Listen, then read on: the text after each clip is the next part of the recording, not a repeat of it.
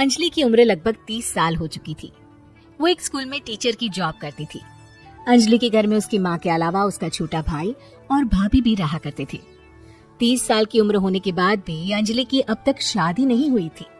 इस बात को लेकर अंजलि की माँ रुक्मिणी देवी काफी परेशान रहा करती थी। माँ, मैं स्कूल जा रही हूँ, जरा मेरा टिफिन तो दे दीजिए। अब क्या पूरी जिंदगी मैं तुझे टिफिन बना कर देती रहूंगी? अरे कुछ सोचा भी अपने बारे में या बस ऐसे ही? क्या माँ, सुबह सुबह फिर वही बातें लेकर बैठ गई। माँ गलत क्या कह रही है अंजलि दीदी? इतनी उम्र हो चुकी है आपकी, माँ कब तक आपकी सेवा करती रहेंगी? भाभी, मैंने माँ को कब कहा कि मेरी सेवा करो? वैसे भी अपना टिफिन मैं खुद तैयार कर लेती हूँ, बस टेबल से उठाकर देने को ही तो कहा था। वैसे अंजलि दीदी, देखा जाए तो टिफिन उठाकर देने की उम्र तो आपकी है। आपका अपना घर परिवार बच्चे होते तो ये जिम्मेदारी आज आप पूरी कर रही होती। एक बात मेरी समझ में नहीं आती, अगर मेरी शादी नहीं हुई तो इसमें मेरी क्या गलती है और तुम सब लोग मेरे पीछे क्यों पड़े रहते हो? अरे कुछ कहना क्या, पीछे पड़े रहना होता है? अपने छोटे भाई को देख, तुझसे 3 साल छोटा है लेकिन 2 बच्चे खेल रहे हैं आंगन में। मुझे आप लोगों की कोई बात नहीं सुननी, जा रही हूँ मैं। और आप में से किसी को मेरा कोई काम करने की जरूरत नहीं है, मैं खुद संभाल लूंगी। इतना कहकर अंजलि वहाँ से चली जाती है। शाम को जब अंजलि अपने स्कूल से लौटकर घर वापस आती है तो उसने देखा कि पड़ोस वाली निर्मला चाची वहाँ पर बैठी हुई थी। क्या बात है अंजलि बिटिया, नौकरी करके वापस आ गई? जी चाची जी, कैसी हैं आप? मैं तो ठीक हूँ बेटा, तुम बताओ शादी के बारे में कुछ सोचा या नहीं? अरे रहने दीजिए ना, इससे तो शादी की बात करना ही बेकार है। कुछ भी कहो तो गुस्सा करती है, बात बात पर आंखें दिखाती है। माँ, आप ऐसा क्यों कह रही है? मैंने कब आप पर गुस्सा किया? अरे अंजलि बेटा, तुम्हारी माँ ठीक ही तो कहती है। 30 की होने आई हो, अब तुम्हें भी शादी वादी कर लेनी चाहिए। चाची जी, आप तो ऐसे कह रही हैं जैसे शादी करने से मैंने मना किया हो। रहने दीजिए निर्मला चाची, हमारी अंजलि दीदी को अभी तक उनकी पसंद का दूल्हा नहीं मिला ना, इसीलिए वो शादी नहीं कर रही। भाभी, ऐसी कोई बात नहीं है। अरे तो फिर क्या बात है? तुम्हारी माँ ने तुम्हारे लिए इतने रिश्ते ढूंढे लेकिन तुम्हें कोई पसंद ही नहीं आता। क्या है ना चाची जी, हमारी ननद रानी नौकरी जो करती है ऐसे ही थोड़ी ना किसी को पसंद कर लेंगी। अरे भाई, नौकरी का घमंड है तो बात अलग है, कोई और बात हो तो बताओ, कोई रास्ता निकाला जाए। नहीं नहीं चाची जी, कोई बात नहीं है, बस मुझे अभी तक अपनी पसंद का कोई मिला नहीं है। सुन लिया आपने, इस लड़की के तो पर निकल आए हैं और इतनी उम्र में अपनी पसंद का कोई मिलेगा भी नहीं इसे। माँ, आप मेरी शादी को लेकर हमेशा मुझे ताने क्यों मारती रहती हैं? अपनी माँ की बातें तो ताने लगती है। ताने हैं? बताओ, मैंने कुछ गलत कहा क्या? देखो, ये सब छोड़ो, मेरी दूर की बुआ का बेटा है, उसकी अभी शादी नहीं हुई है, उम्र होगी कोई 34-35 साल। आप कहें तो बात आगे बढ़ाऊं? अरे हाँ हाँ, क्यों नहीं, ये भी कोई पूछने की बात है। अरे जल्दी से लड़की को यहाँ बुला लो। माँ, आप मुझसे पूछे बिना मेरी शादी की बात करने जा रही हैं और मेरी उम्र 30 भी पूरी नहीं हुई है। निर्मला चाची कह रही है कि वो लड़का 35 साल का है। अंजलि दीदी, आपको क्या लगता है इस उम्र में कोई फिल्म का हीरो आएगा आपके लिए?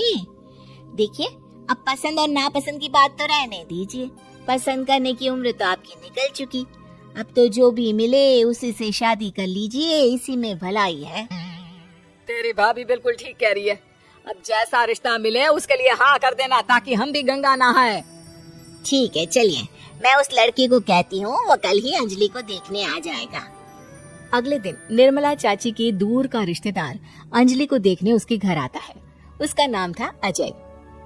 अंजलि जी, तो आप नौकरी करती हैं, वो भी स्कूल में? जी हाँ, मैं स्कूल में टीचर हूँ।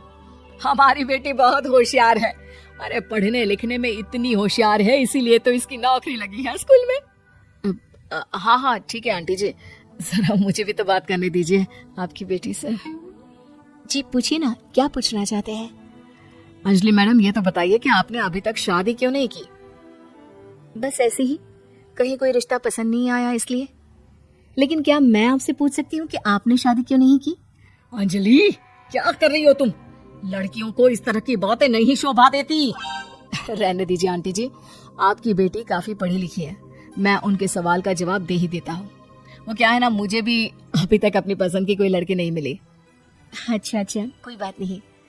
वैसे आपकी तनख्वाह कितनी है, कितना कमा लेती है महीने का? जी यही कोई 25,000 महीने। बस 25,000? इतने से क्या होता है? इतने से तो आजकल घर भी नहीं चलता। आपके कहने का क्या मतलब है?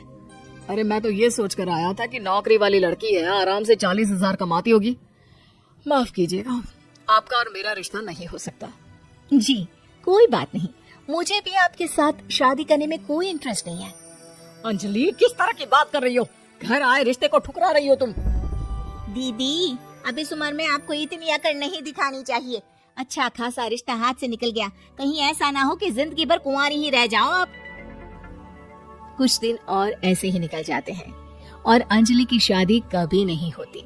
अंजलि के परिवार वाले बिंदास उसे ताने मारते रहते हैं, लेकिन अंजलि एक बड़ी नौकरी की तैयारी करती है और उसमें सिलेक्ट होने के बाद अंजलि को एक बहुत बड़ी नौकरी मिल जाती है। अब तो दीदी की नखरे और भी ज्यादा बढ़ जाएंगे भाई, अब तो इतनी बड़ी नौकरी जो लगी है, अब इनकी शादी होने से रही। माँ, मुझे नौकरी के लिए दूसरे शहर जाना पड़ेगा। आप जानती हैं ये बहुत बड़ी जॉब है और इसमें पैसे भी बहुत ज्यादा मिलेंगे। अच्छा, कितने पैसे मिलेंगे बेटा? माँ मुझे हर महीने 90,000 सैलरी मिलेगी। क्या? अरे वाह वाह, ये तो बहुत अच्छी बात है। लेकिन फायदा क्या? कितने भी पैसे मिले, शादी तो हुई नहीं ना तुम्हारी। अंजलि नौकरी करने के लिए दूसरे शहर में चली जाती है और जब कुछ महीनों के बाद वो वापस घर आती है तो उसे अपने पति के साथ देखकर उसके घर वाले हैरान रह जाते हैं। अरे अंजलि, तूने शादी कर ली और हमें बताया तक नहीं। और दामाद जी करते क्या हैं? इतनी बड़ी कार है उनकी। माँ मैं आपको सब कुछ बताना चाहती थी, लेकिन आप सबके ताने सुनकर बहुत दुखी हो गई थी और इसलिए मैंने अपनी पसंद से शादी कर ली। मेरे पति मेरे साथ ही ऑफिस में नौकरी करते हैं और बहुत बड़े अफसर हैं। और एक बात बताऊं माँ, आज मैं बहुत खुश हूँ।